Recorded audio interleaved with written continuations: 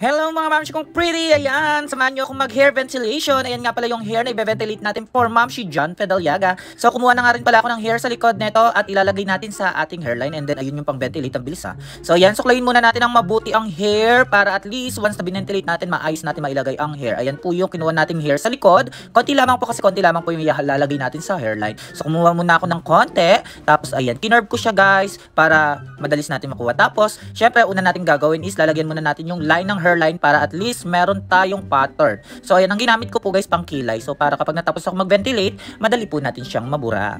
So guhitan lang natin ang guhitan po yan guys ha. O ganyan lamang po yung gagawin. So dyan sa line na yan, hindi po tayo sosobra po na lalagyan natin ng hair. So drawingan lang natin yan. Kung gusto nyo lagyan ng star, go. Laban nyo yan. So ayan, so nilalagyan ko na po ng line po yung hairline. So dyan lamang po natin ilalagay yung mga hair na itatahi natin sa hairline.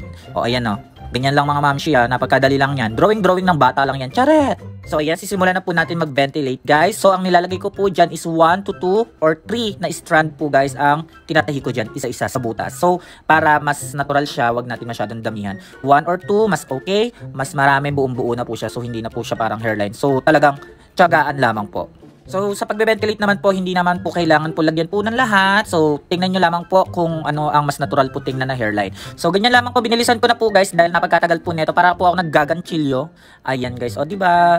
So ayan, tahi-tahi, tis-tis lang, ganda para gumanda itong buhok na to para sa ating Mamshi John Pedalyaga. So ayan lamang po, ganyan lamang po mag-ventilate. Sa simula lamang po may hirap, pero once na nasanay ka, napagkadali na lamang po yan. So ayan na po yung natapos ko na po guys. Tingnan nyo naman po, super natural po tingnan po ang hairline. Tapos yung guhit po medyo natanggal ko na, pero mamaya tatanggalin ko na rin po yan, nilagay ko pong itim na yan. So ayan, sana magustuhan po ito ni Mamshi John Pedalyaga. So after po natin ma-ventilate po yan, gagamit po tayo ng steamer para ma-straight po yung mga buhok na itinahi natin sa hairline. So ganyan lamang po guys, steam nyo lamang po yung hairline para po mag-straight po yung buhok na inilagay natin. O diba nag-i-straight po siya, sana all straight. Charat!